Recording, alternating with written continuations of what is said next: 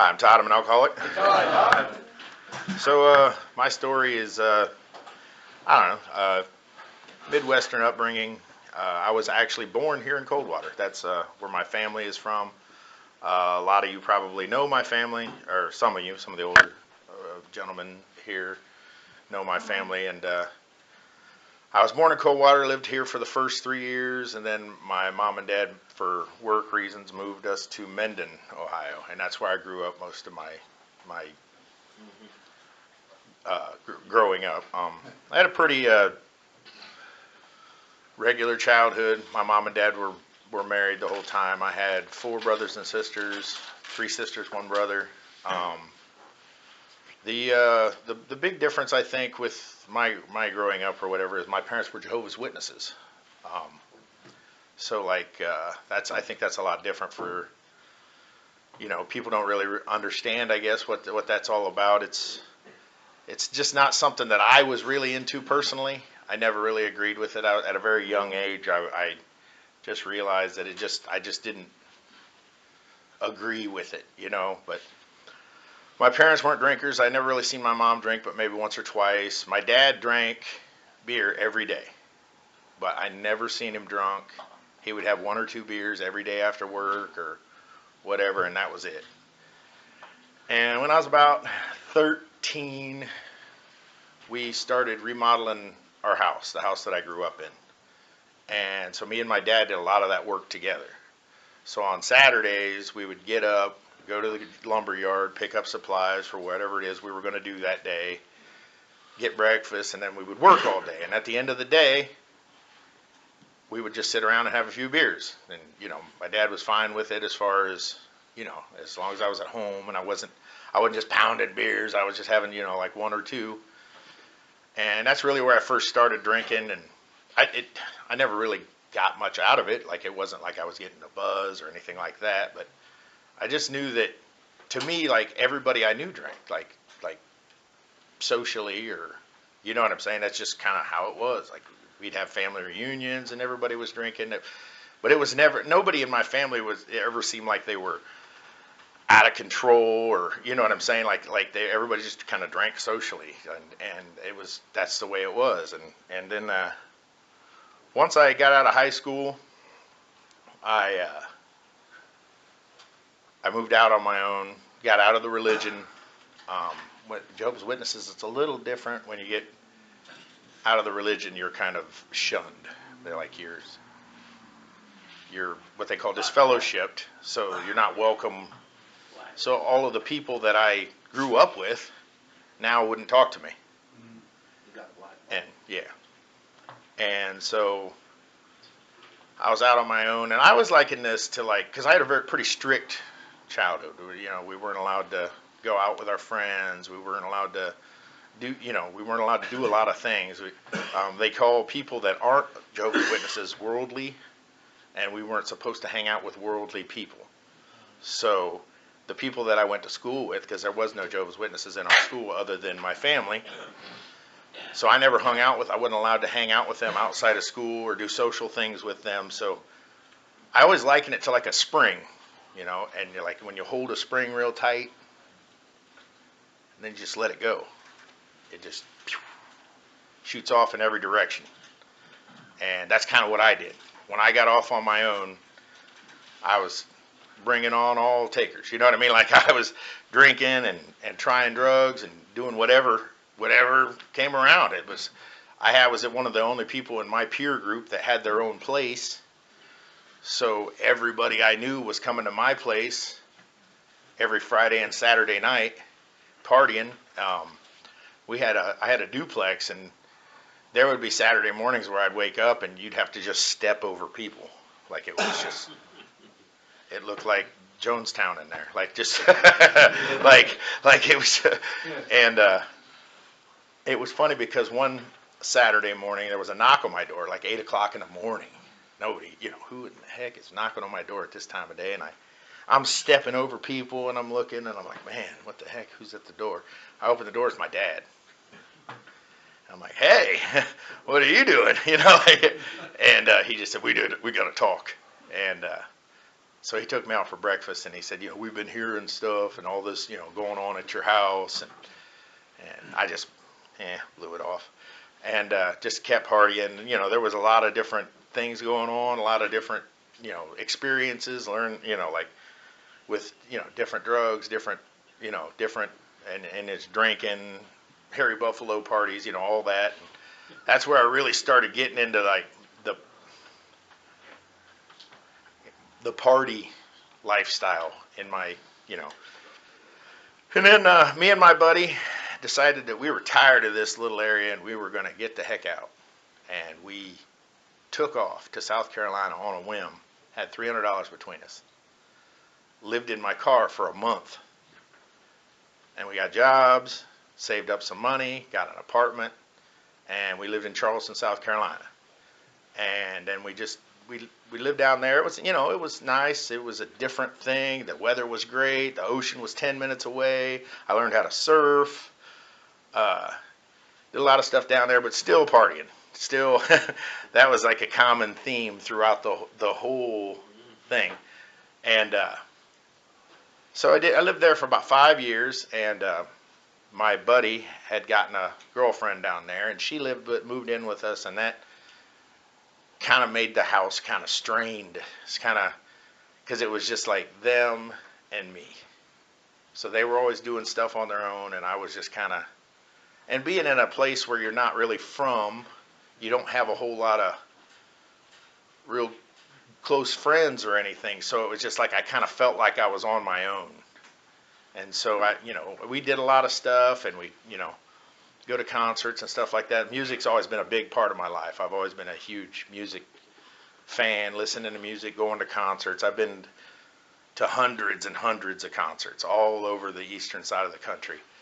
And and so like after about 5 years in South Carolina, I decided that I was coming back to Ohio. I didn't want to do it anymore. I was just tired of kind of living by myself in a strange land. And since I paid most of the bills, even though I was 1/3 of the household, I made the money, so I paid a lot of the bills. Guess who moved back to Ohio also at the same time, because they didn't have the money to pay for the bills. And so we came back here, and it was the same thing. I was back with my, close friends around here, and I lived in Van Wert, and it was just, partying and partying, and I got a job over by Fort Wayne, so then I moved to Fort Wayne, and while I was in Fort Wayne, my roommate, his mom had stopped by the house one day, and she says, oh man, they're having band practice tonight. Her husband and her son her husband's a guitar player and her son's a drummer, and they had a couple of friends, and they had this band going, and they didn't have a singer. And my roommate goes, well, Todd can sing. And she's just begging me, please come out here and practice with these guys. She's like, it's just terrible listening to this with no singer. And I was like, I got nothing better to do. And she offered beer, so I was in. And so I went out there and, practiced with them. And we played a few gigs, and it just kind of steamrolled, and I am still the lead singer of that band today. I go around and I sing all over this area, not this area so much, more Fort Wayne and northeast Indiana, some in Ohio. We play over here at McSober's every once in a while, but that was still, the party, going out, singing, getting drunk, having a good time, whatever. And but at the same time, life still goes on. I still had, a life outside of that. I never really wanted to have any attachments or anything kind of tying me down, so wasn't really interested in having any kids. And when I was about almost 28 years old, the girl that I was seeing says she's pregnant. So I was like, man. So I had my son when I was 28, and it was, her and I were like party friends, the alcohol and the drugs and all that. So that's not real conducive to having a kid. You know, it just, that's what we did. That's how we knew each other. That's where we met. And so, you know, it was a struggle for a couple of years, but I tried to stick it out because, wanting to have the family unit together or whatever. And it got pretty bad. And so we eventually split. And it ended up that I pretty much raised my son, other than like every other weekend he would go to his mom's. But I had him and I raised him. So like I just continued, it's almost like just an existence, it seems like, just going to work, getting off, where are we going to party? I had good friends and stuff that always had something to do. We always had somewhere to go, some bar to go to, or some event was going on, or I had gigs with the band, or I always had something going on, and I just thought that's kind of how life was, that's how you live as an adult. It's just, I'm free and I can do what I want. And what I wanted to do was drink. So right about that same time, just after my son was born, I got my first DUI. I was at a party with some people that I worked with, was way drunk and left. And in Fort Wayne, they don't really, there's a lot of cops in Fort Wayne, so, I got pulled over, got taken to jail. And I don't know if anybody's had a DUI, hopefully not, but your first one, they just kind of, they don't, I had a fine to pay, and I had to do a year of unsupervised probation. I had to take a month of classes, and kind of flew through that, ooh, big deal. But the one thing that changed with that was I was on probation. So once a month I had to go into probation office, and at any time in that time, they could urine screen you for drugs.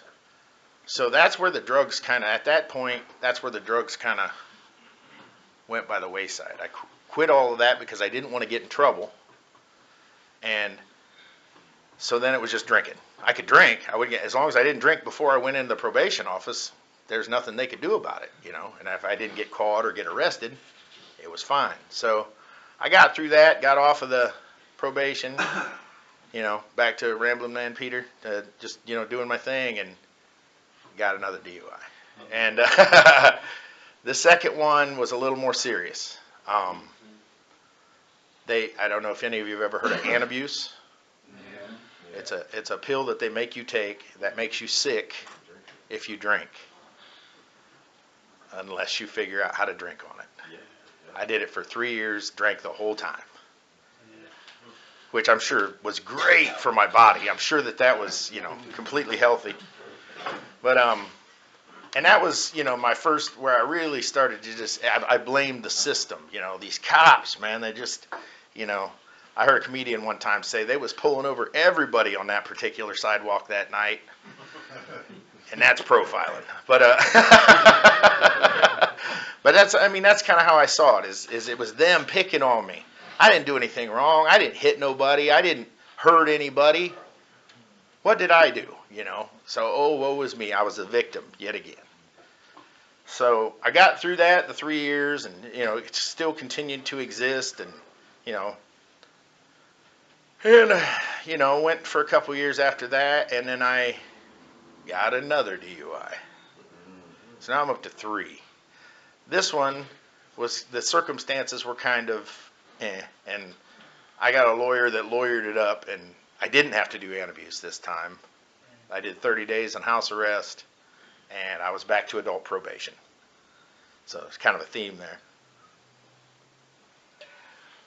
But it was the same thing. You got to go in once a month, take a urine screen, talk to this guy, tell him all about how great I'm doing, and how I'm not interested in drinking.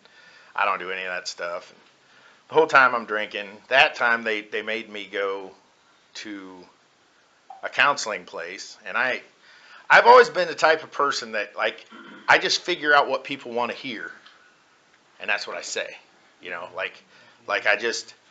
whatever it takes to get by. I learned that at an early age with the Jehovah's Witness thing. I never agreed with it, but I just went along with it. And I said the words they wanted to hear, and I said, I said all the right stuff so they would leave me alone. And so then I got through with that, almost got through with that, and I got another DUI. But I was not off of probation yet. And they take that a little bit more seriously. Because probation is basically a sentence, a jail sentence, that is suspended so that you'll complete probation. Well, I did not complete probation. So now all of that 3 years of probation, I was looking at that time, plus the new DUI, plus the stuff that I did with that. And so I was like, oh man. So I ended up sitting in Allen County Jail in Fort Wayne, which is not a fun place to be. I don't recommend it whatsoever. I was in there for a little over 5 months. And that was probably one of the worst experiences of my life. It was not ideal. I had, my son, who I think was 3 or 4 at the time, and so I was raising him, and yet, now he was with his mom, and I didn't know, there was a lot of stuff to think about. And then they let me out of that on the condition that I went to house arrest. And I did 2 full years on house arrest in Allen County at $103 a week. So, do the math. And yet I still, that whole time, never one time gave a thought to, man, maybe I should stop drinking. Maybe there seems like a common theme here. And also during that time, one of my best friends, well, maybe a little bit before that, one of my best friends, a guy that I moved down to South Carolina with, guy I grew up with, one of them, like a brother to me, he was killed in a motorcycle accident. He was drunk. And that's the one that I think I go back to the most, as far as like, wow, how did that not affect me to think, man, I gotta quit drinking. This is not good. My brother just died. And, alcohol was the cause. I mean, it was a single motorcycle accident, but he was with his brother, and his brother ended up wrecking into him, and it was and you think, man. But I never even gave it a single thought of, there's a problem here, So I just continued on, and once I got done with the house arrest, and I had to obviously quit the band because I couldn't, can't be on house arrest going out playing in bars and stuff. And so I just kind of was, trying to get done. Still, I didn't drink a whole lot on house arrest because they could show up at your house at any time, and I didn't want to get in trouble. But the one thing they did make me do was go to AA. They didn't force you to go to AA, but if you went to AA and got your paper signed, they would give you privileges. They would move you forward in things, and it looked good when you went to the judge to try to get off of, stuff and get stuff modified down to. And so I went to AA for about 3 years during that time, and did the same thing I always did. I learned the words. I learned the things they wanted me to say so that they would leave me alone. I did all, and the second I got off of house arrest, they never seen me again. I was gone. I never even gave it a second thought, just went right back to drinking, went right back to living the life. Met a girl that I knew from when I was younger, and we had contacted online over the social media, and started dating her, and she got pregnant. And so then my daughter was born. And luckily, I have not been in any legal trouble since then. Um, but I didn't quit drinking. I was still drinking daily. I think the big difference is I was drinking at home now. I never went out and drank. Even like when I would be playing with the band and stuff, I would stay relatively sober doing that. I would drink, but not, you know, try to keep it together so that we, try to be entertaining, whatever. And I just lived like that for a while, a few years, and I always liked to ride motorcycles. It's something that my dad always had a motorcycle. I've always loved motorcycles, so I rode motorcycles, and I had rebuilt this Sportster over the winter, and I was real proud about it. It was, just really neat. I always got compliments on it. People would be like, wow, that thing's cool. And one sunny August afternoon, I was riding home from work, and some guy backed out of his driveway right into the side of me. And it crushed this leg. I almost lost it. They actually, the first 2 surgeries, they said they were going to take it. They were going to cut it off. I was life flighted. Got to fly in a helicopter. Those are not the circumstances that I suggest anybody fly in a helicopter. It was an 11-minute ride, cost $38,000. So just so you know, the guy that hit me did not have insurance. And another thing, if you ride a motorcycle, uninsured motorist is not included in full coverage insurance for a motorcycle. You have to ask for it. I did not know that at the time. I know it now, but I didn't know it at the time. And so my insurance said, you don't have uninsured motorists. So luckily, I had a job, so my health insurance through my work took care of the medical bills, and I got like FMLA and short-term disability, long-term disability. I was in a wheelchair for 14 months,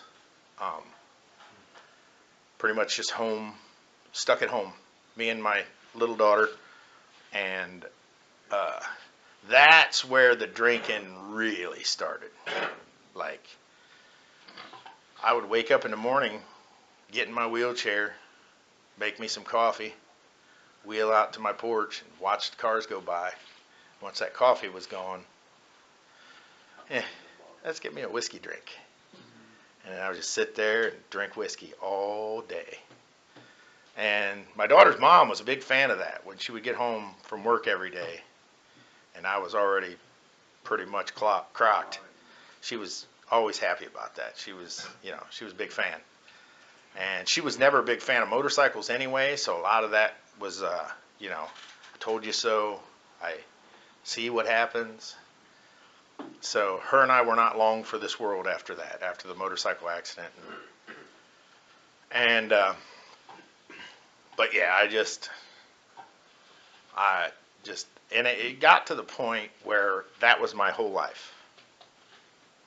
Is once I finally recovered from that and I could actually walk and I started going back to work, it was still, I'd get off work, time to start drinking. And I continued to do that, and just keep, I was to the point where I was drinking almost a half a gallon of whiskey a day. And I did that every day. Didn't think nothing of it. I would just go to bed, don't remember it most of the time, wake up and look at my phone and have like 40 notifications and be like, oh my God, what did I say this time? Find some post on Facebook that I particularly didn't like in my drunken state and go all in, and then wake up the next day and be like, why did I say that? Oh, that's embarrassing. Like, but still, never at any point did I think, man, maybe I should quit drinking. Maybe that's the common thread here, and all the problems I continue to have in my life is this. I'm drinking a half gallon of whiskey every day. Maybe that's the problem. Never once did I ever think that.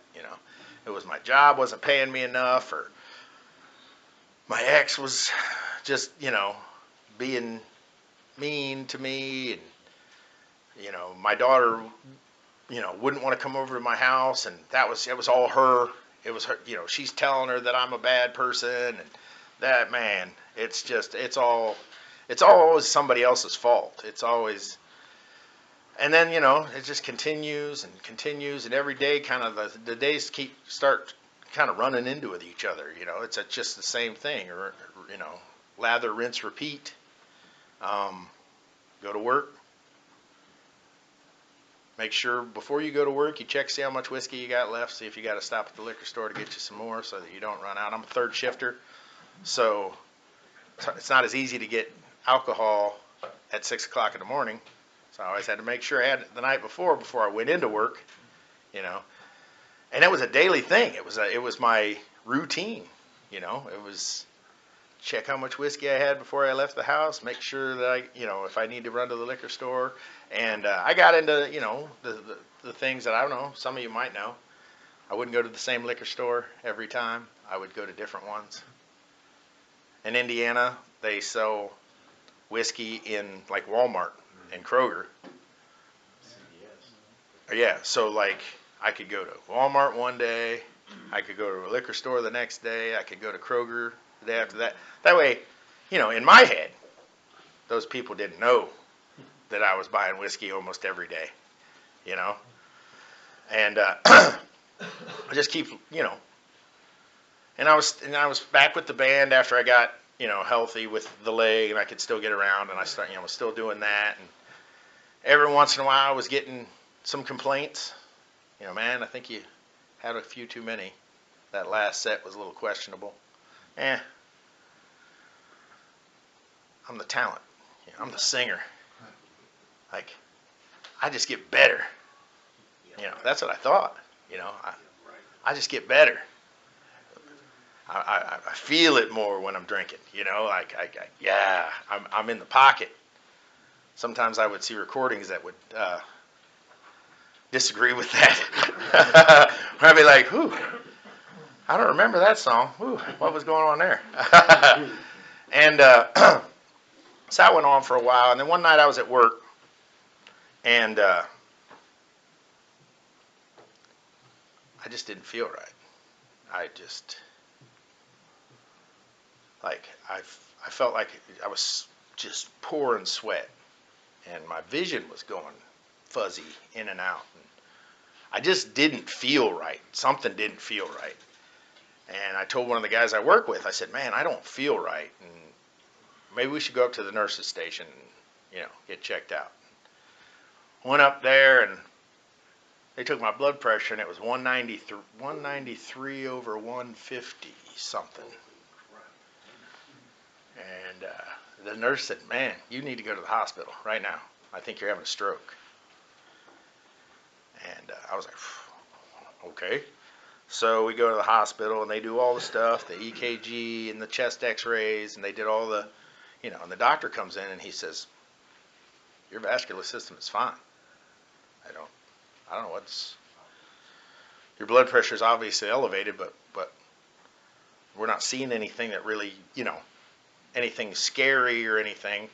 And the nurse, it's kind of funny, the nurse kind of leaned over, and she just whispered in my ear, "I think you had a panic attack." And I said, "A panic attack?" Like, man, I sing in front of thousands of people, and I don't get nervous about nothing. What do you mean a panic attack? I don't have anxiety. I don't have anything like that. So, but after that incident, I just didn't feel right. Like every day I just had this weird feeling. It always seemed like it was at work. When I was at work, I just didn't feel comfortable every day. And then one day I was working on, I'm a maintenance technician, so I work on machines and stuff like that. We was working on a crane, and I was putting a lift belt back together. They have like a clamp with these screws that hold this belt together.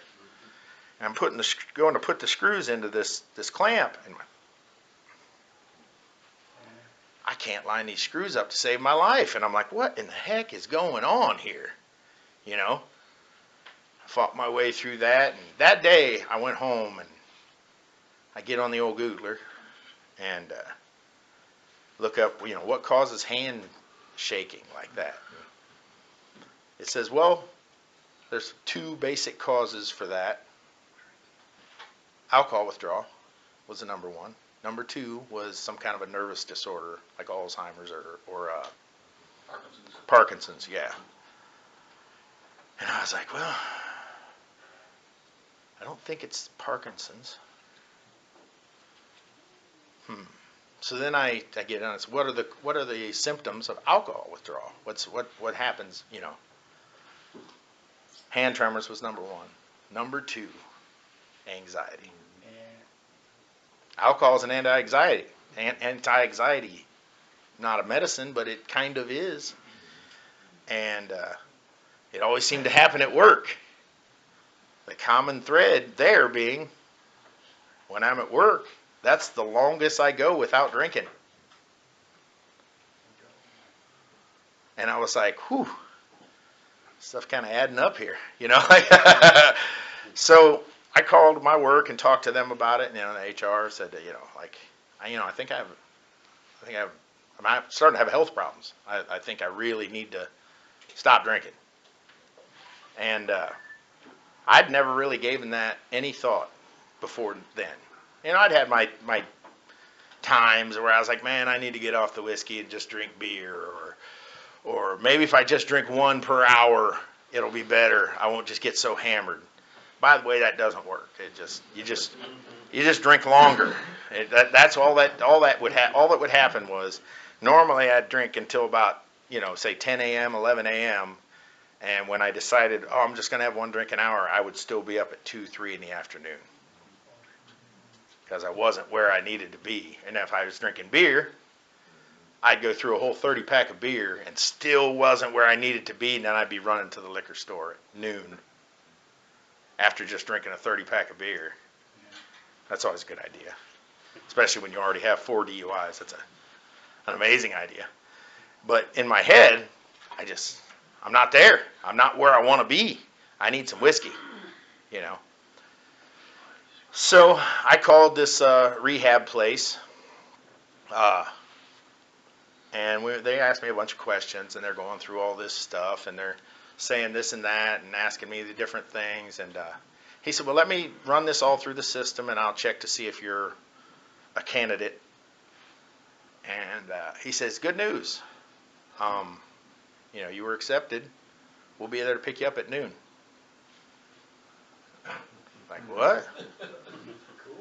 They're like, nah, we don't give you time to change your mind. We'll be there at noon to pick you up. You already gave us your address. And I was like, well, man, I've been drinking pretty good already. I hope they don't kick me out for that. So I threw a bunch of clothes into a garbage bag, and they showed up right at noon. Got in the car, and they take me in there, and the lady says, first thing we got to do is give you a breathalyzer. And I was like, is this a deal breaker? Like if I've been drinking? She's like, oh, no, everybody that comes in here has been drinking. She's like, so I blew a .16 at noon.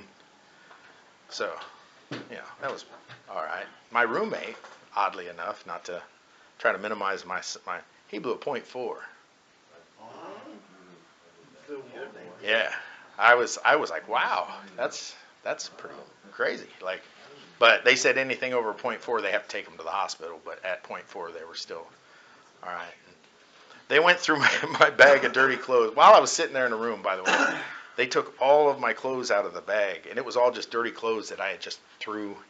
That was pretty embarrassing. They're just pulling your dirty undies out and looking at them to make sure nothing's in them. Yeah, that's always a good thing. And so then I got through that. I did about a week of detox, and I was in there for another 3 weeks, and going to meetings every day and going to classes every day. And they gave me a list while I was there of different meetings, and I said, I work in Blufton. I live in Wilshire, but I work in Blufton, Indiana.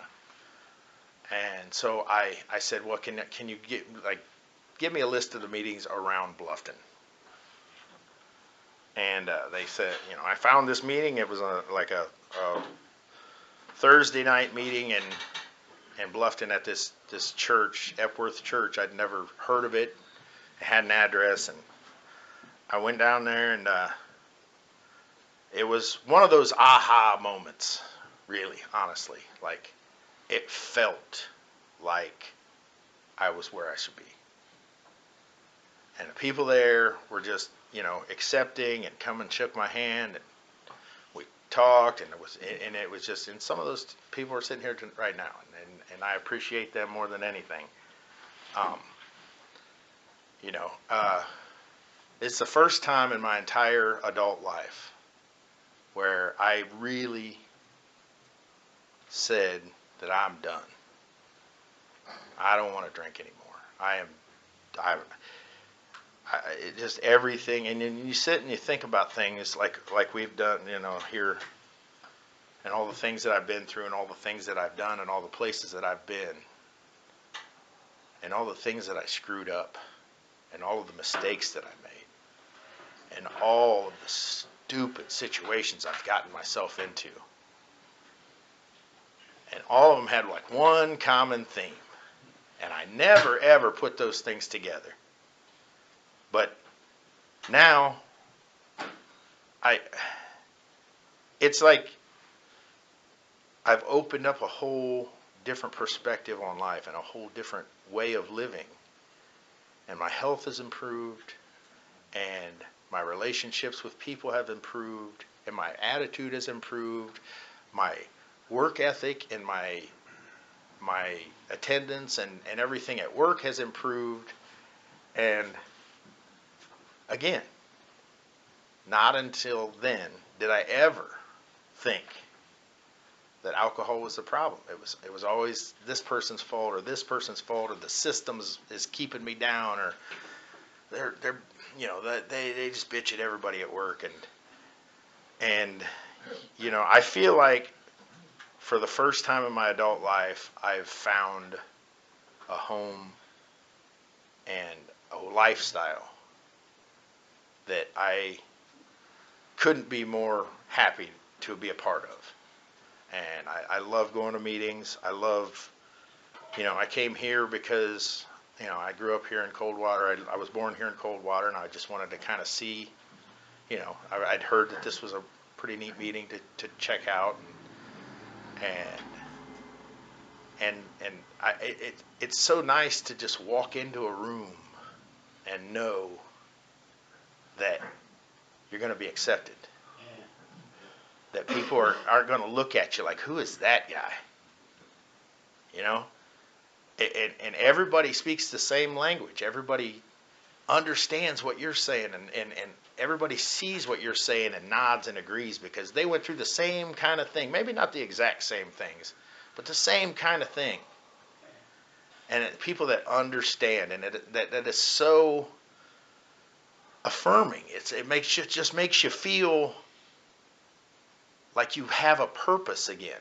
That I don't just have to wake up and go to work and get off work and get drunk and go to sleep and wake up and go to work and do the same thing every day. And I couldn't imagine my life any other way. And I appreciate you guys listening, and I'm going to pass. Hey,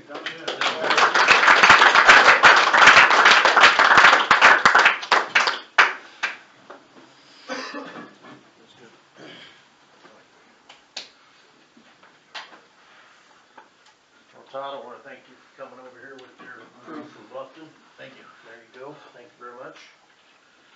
It was an excellent lead, and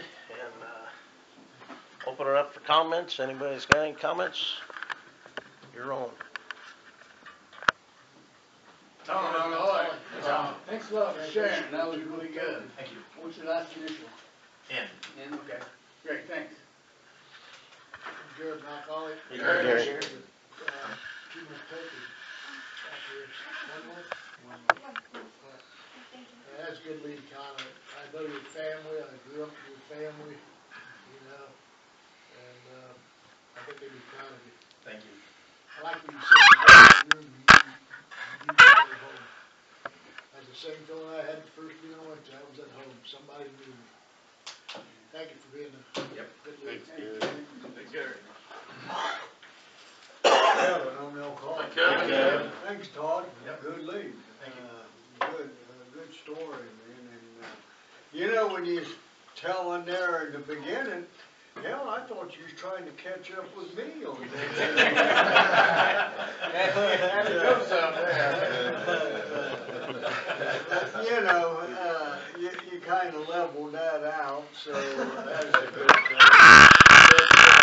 But, no, a good story, and I definitely can relate to where, you know, you got started drinking, and some reason I just wasn't there yet, so I think I'll have one more. Yeah, and I can remember times where I've been drinking all day and all night, and I'd made it home, but before I passed out, I tried to have one more beer before I went to sleep, you know, and I can relate to that. And, no, you know, a good story, you know, you got into recovery, got some good friends, here, and that's what it's all about. Yeah, it's You huge. know, you got to get some good friends, and you know it starts where recovery becomes fun. Yeah. You know, if it wasn't no fun, I wouldn't be doing it. You know, I wouldn't do it. And, but you know, I have fun. I enjoy my life today, and things work out pretty good. So, thanks for coming over, sharing your story, and thanks for being my friend. Thanks, Kevin. We're Chuck Ollie. Sure. Thanks. That was a good lead. Thank you. I could definitely relate to what you're talking about. The clothes, your underwear. I did that 4 times. Most of the time I was at a hospital because that's where I start my journey to rehab, was at a hospital. And then, like you said, you were home. When I decided I wanted to quit drinking, I knew where to go back to. I spent years and years in and out, and I always know this is where I felt comfortable. And it was a good lead. Thanks. That has to be tough. Thank you.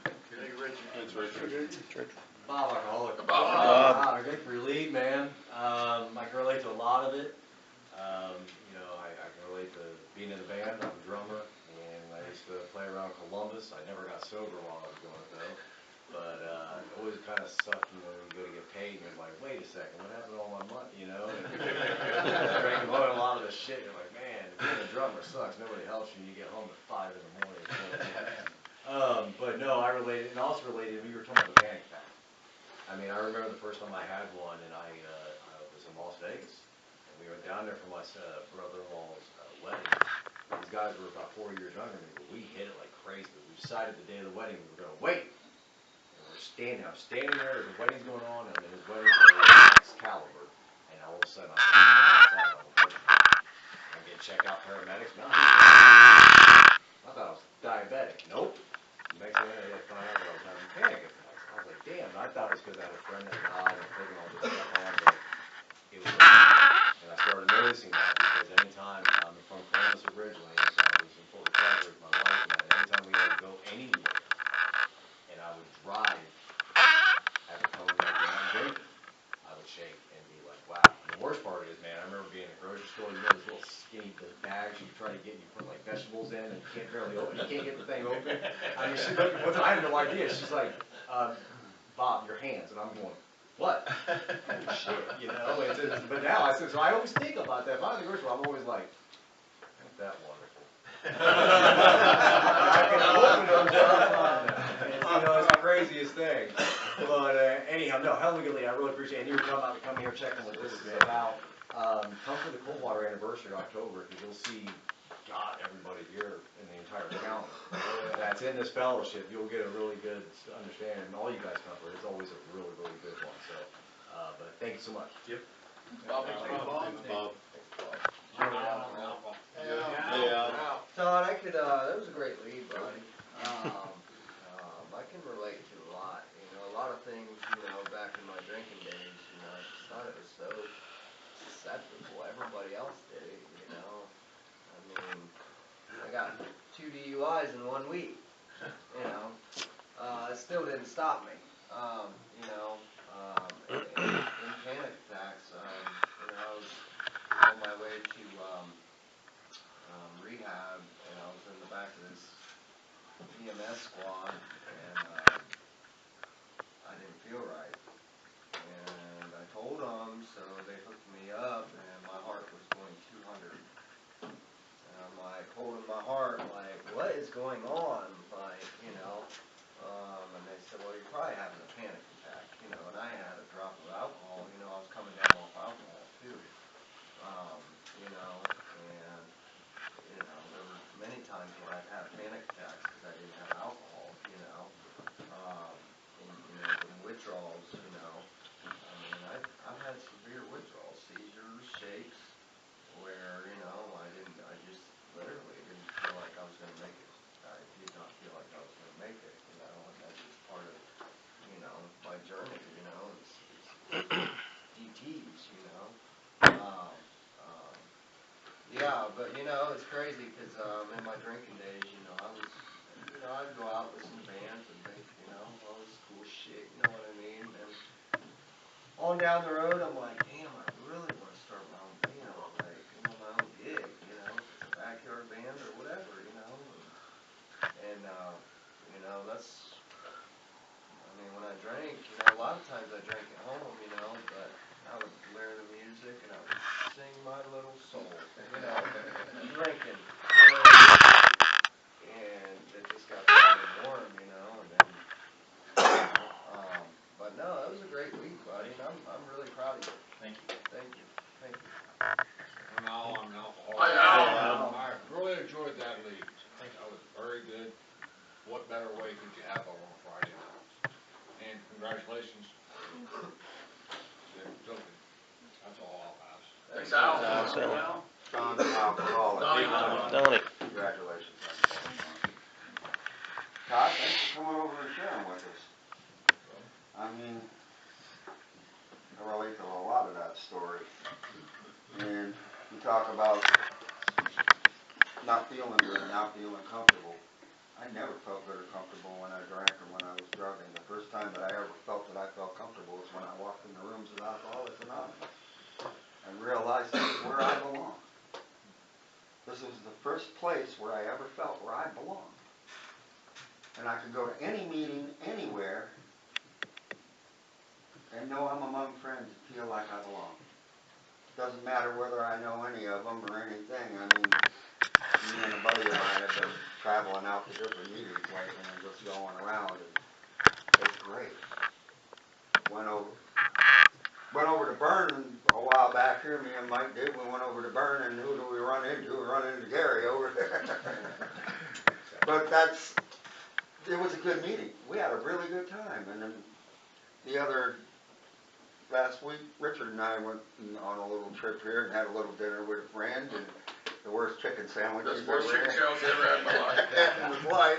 But, oh my God, we had a great time. We had a really, really good time, and that's the thing is going to other places. Come to this anniversary of ours, this 44th anniversary. It's going to be big, and it's always great, and we have really good chicken. Not a bad chicken sandwich, I'm saying. Oh no, you'll get real good chicken. And you'll see people from all over the area, and it's a really good anniversary. Right? Thanks for giving your lead, buddy. Thank you. That's all I got. Thanks, Don. Steve, alcoholic. Steve. Congratulations. 1 month. Knew your mom and dad. And your uncle and Sue, yeah. And, let's see, what can I say? Well, basically, you know, we all people that are part of this program, we all have different stories, we all have different stories what we went through and stuff. I've heard some people say I never drank, I might have had one drink at home, or I drank at home for a couple of months, and then they said, well, what happened is it started to affect, you know, maybe the way I talk to my kids, talk to the wife or something, and, you know, well,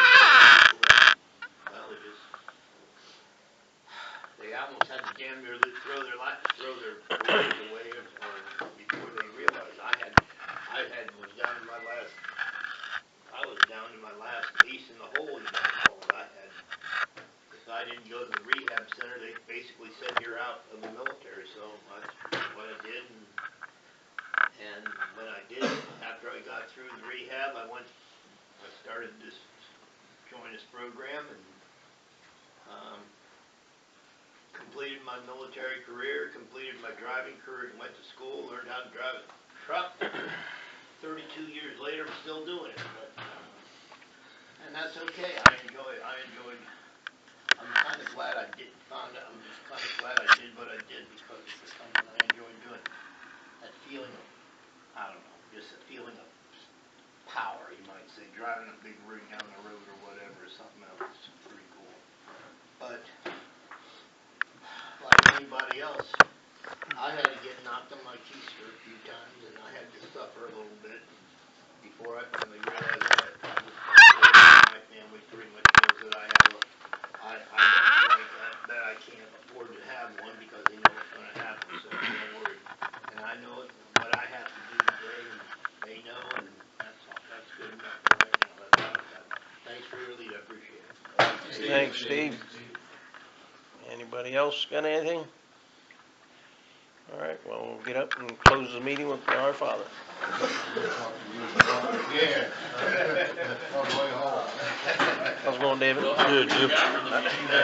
That meeting in the car is the next one.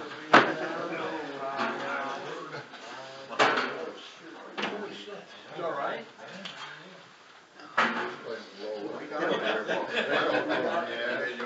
Usually his hands are ice cold. Alright, don't touch All right, Todd, you want to take us out? With a prayer. Who brought us here? Our Father, who art in heaven, hallowed be thy name. Thy kingdom come, thy will be done, on earth as it is in heaven. Give us this day our daily bread, and forgive us our trespasses, as we forgive those who trespass against us.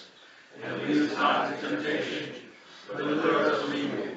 Thine is the kingdom, power, and glory forever. Amen. Keep coming back and work till you work it. but you gotta work it. Okay, it's easy. It's a magnet. Oh, cool. You been in your car? Good seeing you, Donnie. It's good seeing you, my brother. Take care.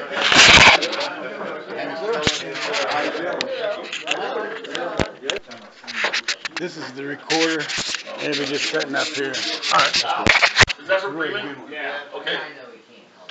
Yeah, I just seen them up there, and I thought, yeah, we didn't have any. I should have said something. We were out the other day. I should have said something. Hey, you need some of these too? Yeah. Need some of these too? Ask Richard. No, I don't think so. You got some of the blue things at Bremen, do you? He's taking some over there. Okay. Yeah, they didn't have any this afternoon. Remind me, that's your job, remind me. Yeah. Really? Throw them on your dash in front there. If I ride with you, I'll see them. Trying to wait here, brother. Yeah, you can still see out, can't you? I ain't got stuff piled too high. No, I'm in good shape. How's Dizzy? Good, Brad.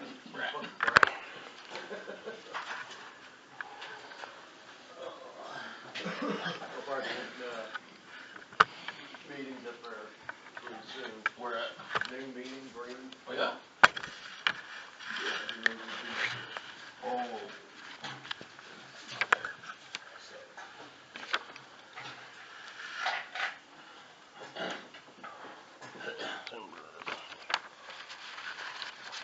Anything in there?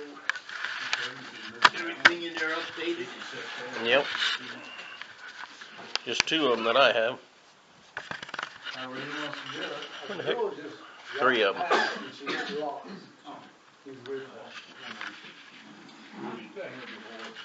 What do you got in there?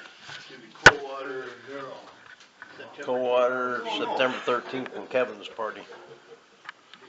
You alright? Yep. You back to work? You say you're going to second shift or Yeah. What's that shit? no choice or? Mitch at work? You got no choice. Oh, really? Yeah. 3 to 11. Paul? 4 to 1. 4 to 1. You say he's at Bueller's now? That was the goofiest thing I don't think. I couldn't answer. They didn't give you a choice on the matter. It was was saying, incoming call. Oh, you hired into Honda. But my phone Oh, didn't have it on there, okay. so I was like, You hired in? how do I can't answer it? I don't know. I didn't know you hired in there. And then, So I got. separate kept more getting than that Hello. dial tone, or not dial tone, I don't like it, but Hey, Paul. I think it's a smart thing to do. signifies incoming Well, you get better call. benefits and insurance and everything, right? Oh, like when you had, yeah. You were a temp before? Yeah. Hey, Paul. That's what I said. You're gonna be working, radio said- you hired in Yeah. Honda? Yeah. You're done with that temporary crap, right? Yeah. Should make How long good, you been it overseas? makes pretty good wage up there, Honda, working They at don't get Honda. all the wiretap. How long you been overseas? Operator maybe made up wrong mistake. I mean, he's paid his dues. He's paid his dues. Yep. She didn't get it all the way in. I can deal with it. One of the girls at work got her engagement ring. Go home, sleep 2 to 9, 10, get up, have a day. One of the girls at work, It was just about like that over Heidi,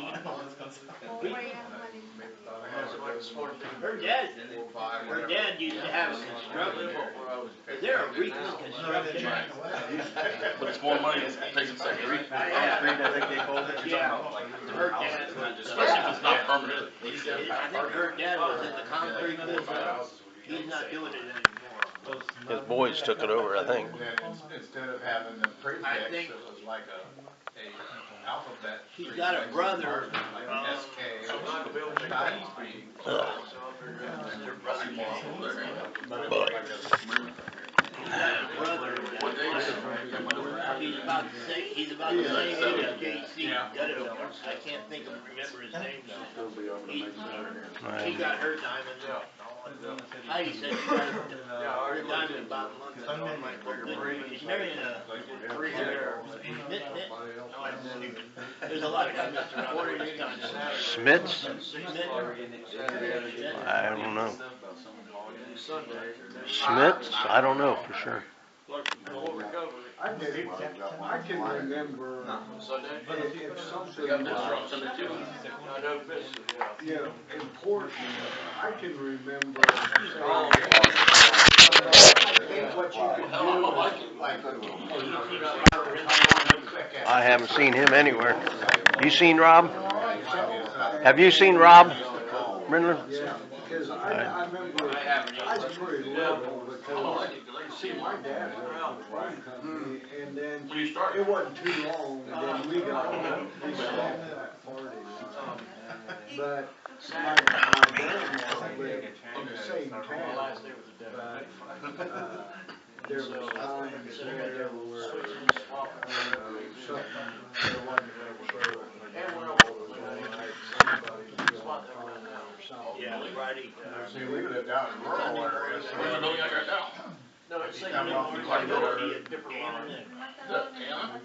Well, I could be there an hour later. It's different. This Sunday morning? But it was like Delivery. Okay. Tyler said he had something going on. 4 houses. You can be there at 4 in the morning. TD's in the morning. There's probably 4 people on that party. A lot of staying. I got I used to build the a lot of water. I only have to do it. You tell him about, I was in the Marine Corps, I can do with TD's. his podium Oh, up yeah. there. Oh, yeah, don't mess with that. Russian telephones, is all I did. Comes right through the. So it's time to use them. Try to. Come back, bring them back to shop, brush them again, clean them again. Yeah, I wouldn't I had a sure. busy job in the army. Yep. Carry this and We're don't gonna get make shot. this. Kill the other person first. Easy job. That podium makes noise.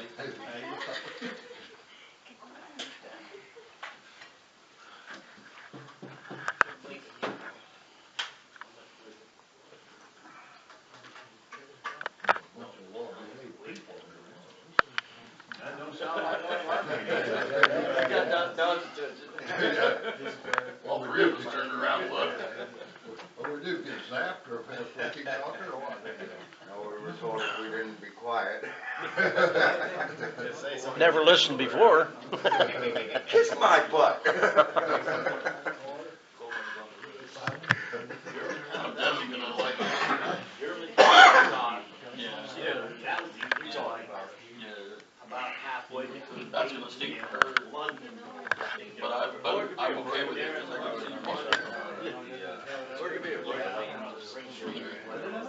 every Saturday night. They still have your weekends and stuff. Yeah. She don't work weekends, right? Oh, yeah, When I was at the, when I was at What's your schedule? She works Monday, Friday, night, five. yeah, every month of years, I probably do the same week as George. Now they're busy. They put in there. It was like yesterday, you know, it's like I said, On the hinge pin? Yeah. I gave one. They had 82 records. Blood, sweat, and tears. It's not day, Monday, I was with Cherokee. Oh, yeah? Tuesday, I mean, Di was there, I didn't see Di in a long time. Nick Lake, Nick Larry, I remember when Dad first. We were up there on the upper floor. Talks a lot about his last Yeah, I remember meeting her dad at a meeting before, a long time ago. that came to Her dad and I got. 10 miles. Well, we're gonna get this meeting underway. Good evening, everyone. The regular Friday night meeting of Alcoholics Anonymous. This is a lead group. My name is Dwayne. I am an alcoholic. Would all who that care to please join me in opening this meeting with a moment of silence for the still sick and suffering, followed by the Serenity Prayer. God, grant me the serenity to accept the things we cannot change, courage to change the things I can, and wisdom to know the difference. And here at the Coldwater Friday Night Group, we encourage sponsorship and getting a home group. If you're interested in getting a home group or a sponsor, see a home group member after the meeting. If you have any questions, will the home group members please raise their hand? All right, and somebody has a preamble? Now I'm an alcoholic. Hi, Al.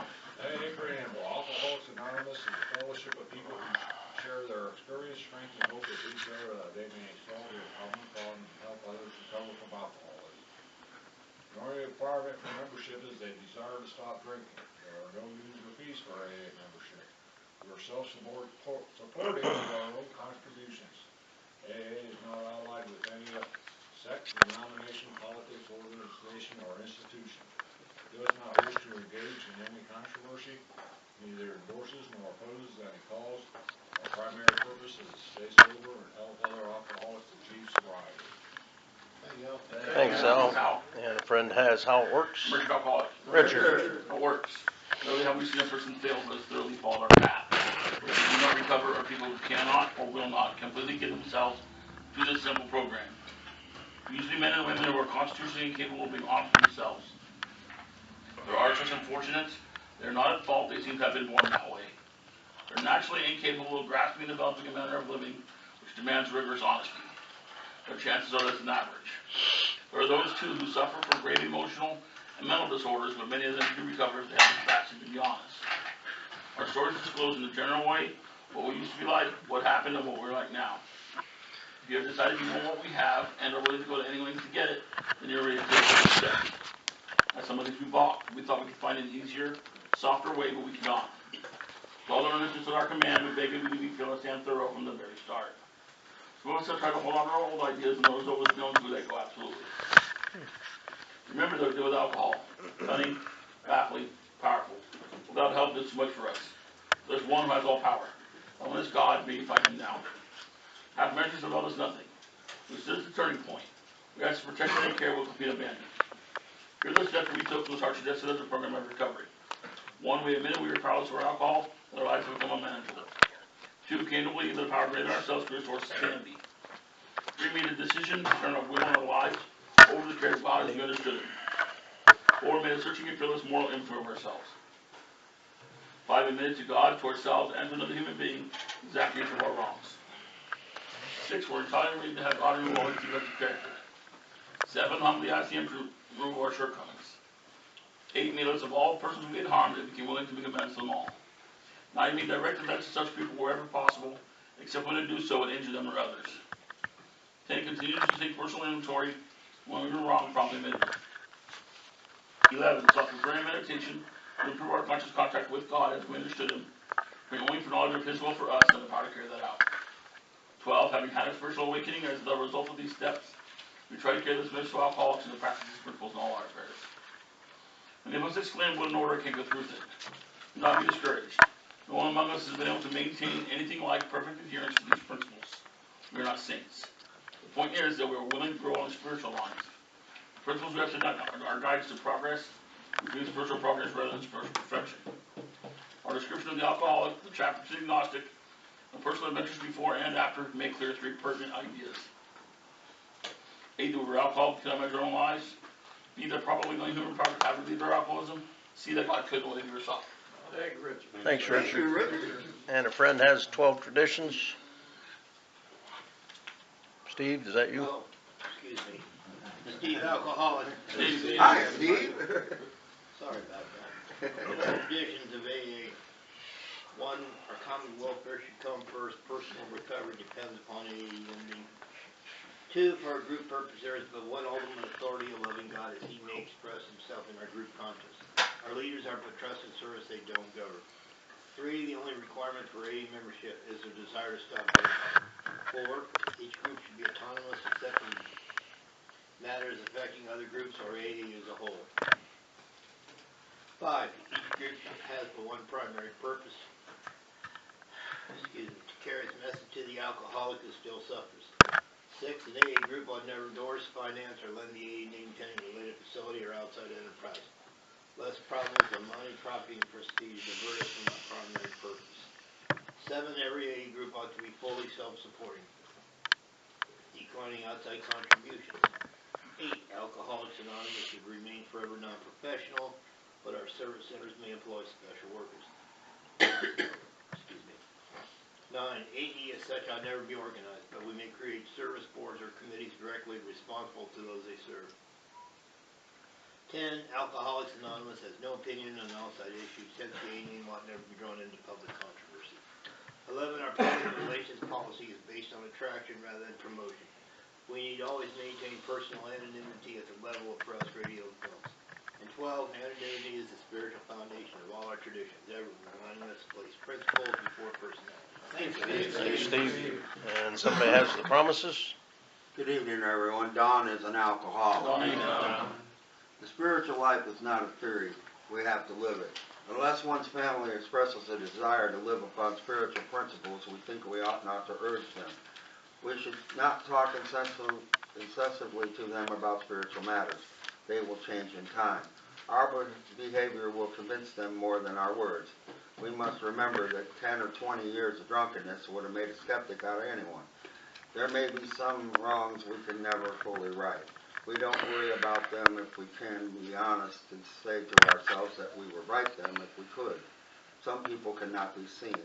We send them an honest letter, and there may be a valid reason for postponement in some cases, but we don't delay if it can be avoided. We should be sensible, tactful, considerate, and humble without being servile or scrapping. As God's people, we stand on our feet. We don't crawl before anyone. If we are painstaking about this phase of our development, we will be amazed before we are halfway through. We are going to know a new freedom and a new happiness. We will not regret the past nor wish to shut the door on it. We will comprehend the word serenity and we will know peace. No matter how far down the scale we have gone, we will see how our experience can benefit others. The feeling of uselessness of self-pity will disappear. We will lose interest in selfish things and gain interest in our fellows. Self-seeking will slip away. Our whole attitude and outlook upon life will change. Fear of people and economic insecurity will leave us. We will intuitively know how to handle situations which used to baffle us. We will suddenly realize that God is doing for us for what we could not do for ourselves. Are these extravagant promises? I think not. They are being fulfilled among us, sometimes quickly, sometimes slowly. They will always materialize if you look for them. Thank you. Somebody has a daily reflection? Gary, alcoholic. August 22nd, seeking emotional sobriety or stability.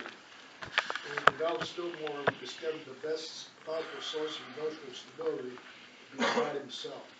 We found that dependence upon His perfect justice, forgiveness, and love was healthy, and that it would work where nothing else would. If we really depended upon God, we couldn't very well play God to our fellows, nor would we feel the urge wholly to rely on human protection and care. Trump steps, Trump conditions, based on 17.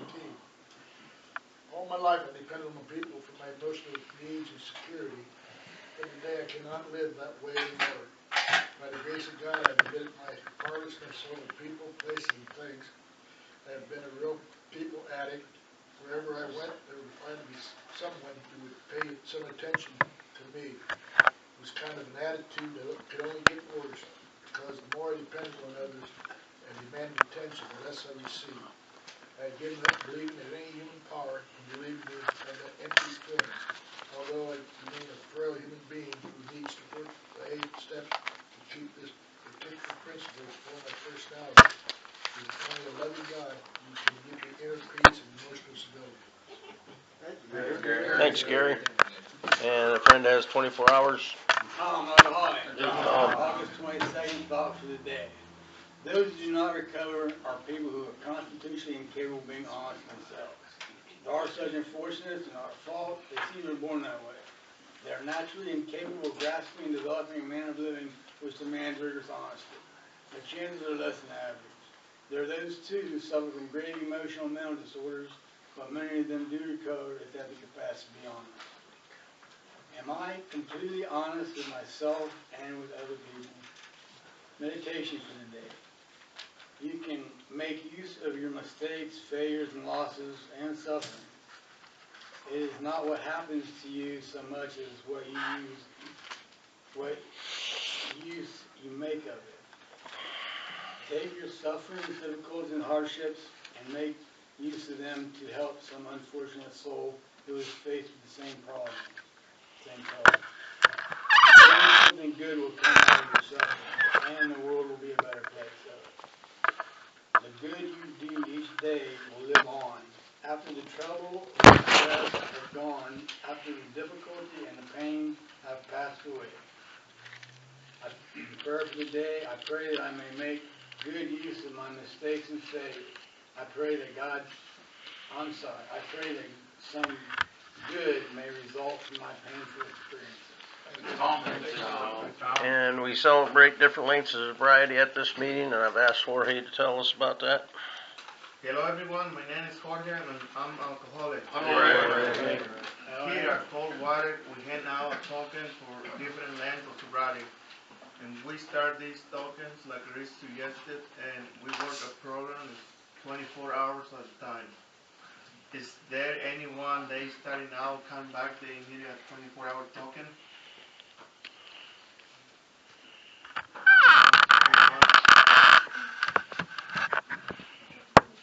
2 months.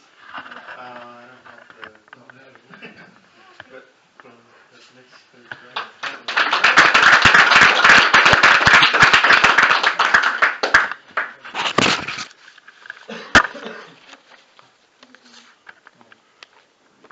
confused here, so she said 2, but that actually is only 1 month. So I don't have the token for 2 months, but I have 1. Thank you.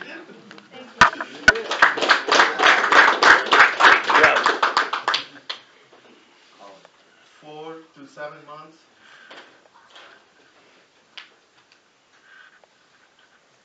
8 to 11 months. A year. 18 months. Is any year thereafter? Does anyone have any time they want to recognize? We all have today. Give yourself a Thanks, Jorge. And we've already passed the 7 tradition basket that helps pay for the room, the rent, the coffee, and giving to the different general services and offices. Announcements, District 23 gathering is September 13th, Casey Geiger Park, 170 East Greenville Road, St. Mary's, Ohio. Use the east entrance and park by the basketball court, shelter house by the pickleball courts. Meet at noon, eat at 12:30, bring a covered dish and a friend, hamburgers, hot dogs, and pop, and water provided, mini golf, or free mini golf. And then we got Kevin's annual fall bash is at 7780 Burville Road, Saline, Ohio. September 7th, 27th. And fun starts at 4, eat around 5:30. Chili, brats, coffee, and water provided. Bring a side snack or dessert and a lawn chair. And then we have the Coldwater Friday night, 44th anniversary is on October 5th. Starts at 1, eat at 1:30, and chicken is provided. And please bring a friend and a covered dish. And the leads are AA lead is Sarah M. from Dunkirk, Indiana, and Al-Anon is Jenny H. from Springfield, Ohio. And that'll be over here in the Holy Trinity Church basement right behind us here. And if you have this here, or a phone to scan this code here, that picks up a lot of the, or all other AA events and things going on in the area. And without further ado, I'm going to introduce our speaker, Tod N, from Blufton, Indiana. Winter Wilshire.